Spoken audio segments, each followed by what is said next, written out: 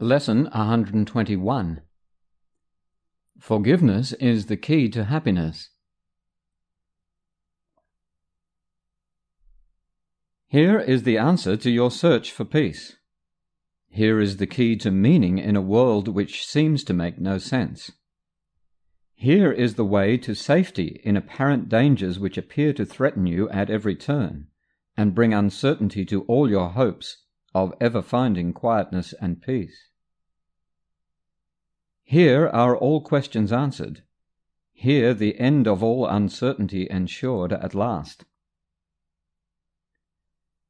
The unforgiving mind is full of fear, and offers love no room to be itself, no place where it can spread its wings in peace and soar above the turmoil of the world. The unforgiving mind is sad, without the hope of respite and release from pain. It suffers and abides in misery, peering about in darkness, seeing not, yet certain of the danger lurking there. The unforgiving mind is torn with doubt, confused about itself and all it sees, afraid and angry, weak and blustering, afraid to go ahead, afraid to stay, afraid to waken or to go to sleep, afraid of every sound, yet more afraid of stillness, terrified of darkness, yet more terrified at the approach of light. What can the unforgiving mind perceive but its damnation? What can it behold except the proof that all its sins are real? The unforgiving mind sees no mistakes, but only sins. It looks upon the world with sightless eyes, and shrieks as it beholds its own projections rising to attack its miserable parody of life.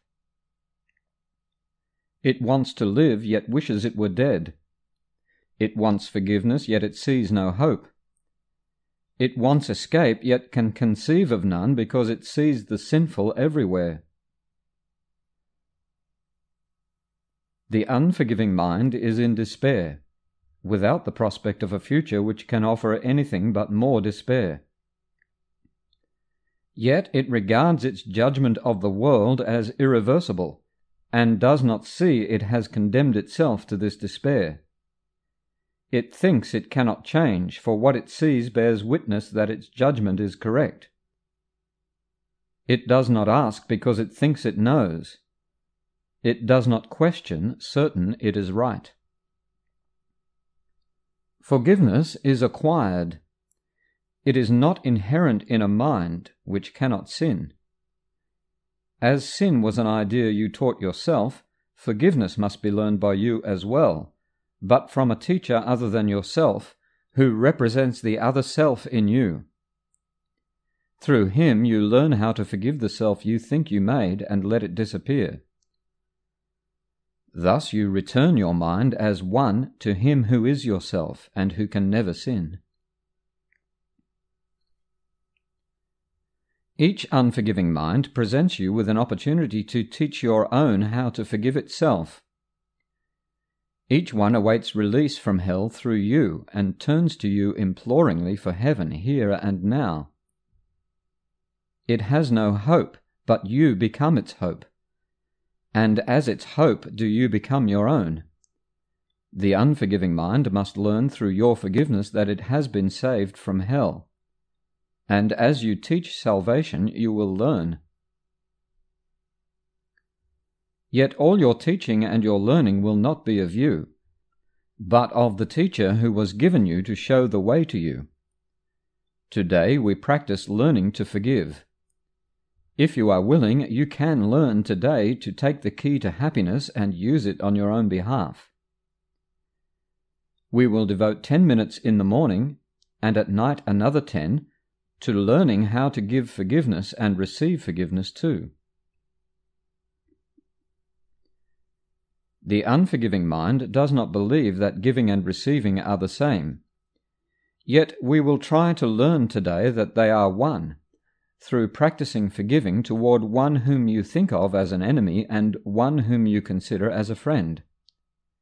And as you learn to see them both as one, we will extend the lesson to ourselves, and see that their escape included ours. Begin the longer practice periods by thinking of someone you do not like, who seems to irritate you or to cause regret in you if you should meet him, one you actively despise or merely try to overlook. It does not matter what the form your anger takes. You probably have chosen him already. He will do. Now close your eyes and see him in your mind and look at him a while. Try to perceive some light in him somewhere, a little gleam which you had never noticed. Try to find some little spark of brightness shining through the ugly picture which you hold of him. Look at this picture till you see a light somewhere within it, and then try to let this light extend until it covers him and makes the picture beautiful and good. Look at this changed perception for a while, and turn your mind to one you call a friend. Try to transfer the light you learned to see around your former enemy to him. Perceive him now as more than friend to you, for in that light his holiness shows you your Saviour, saved and saving, healed and whole.